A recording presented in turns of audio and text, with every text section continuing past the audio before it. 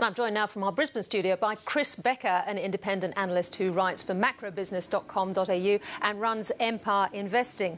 Well, Chris, is a triple whammy here. The dollar, consumer confidence, the online threat. Is one factor overwhelming the others? The online threat, I think, is being a bit overplayed, Tiki. The real thing that's going on here is a structural change. We're moving into a completely new era. We have gone past the credit boom. It's really about the consumers paying down their debts, saving a bit more money and just returning to that sort of trend. Do you think any possible change in interest rates will make any difference to that? Possibly. If the RBA cuts rates by 25 or 50 basis points, 0.5%, consumers might want to take a bit more money out of their wallets, but at the end of the day, there's 2/3 of Australians don't have mortgages, so that's not going to be a huge effect.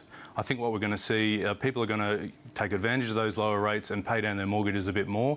It won't mean a slump in retail spending per se, but as we've seen in the last 5 years, retail spending per capita is flat. It hasn't moved.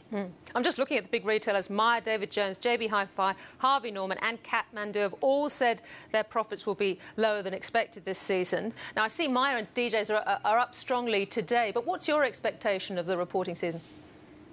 I think the reporting season is really going to expose what's underlying the problems with the retail sector, particularly discretionary stocks.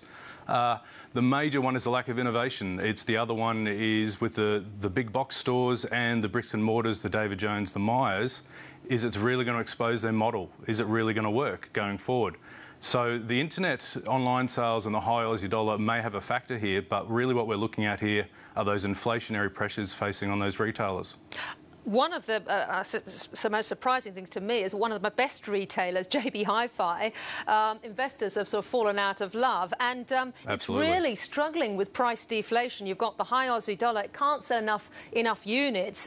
Too little money chasing too many goods. That's amazing to happen here, I think.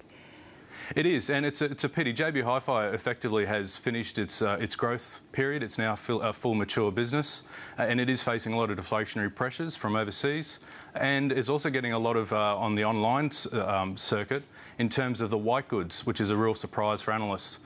So people are buying refrigerators and washing machines online, and even stereo systems and so forth. So JB Hi-Fi, I think, is suffering a little bit from what's called showrooming. You go into the store and you have a look at the product, and then you go buy it online.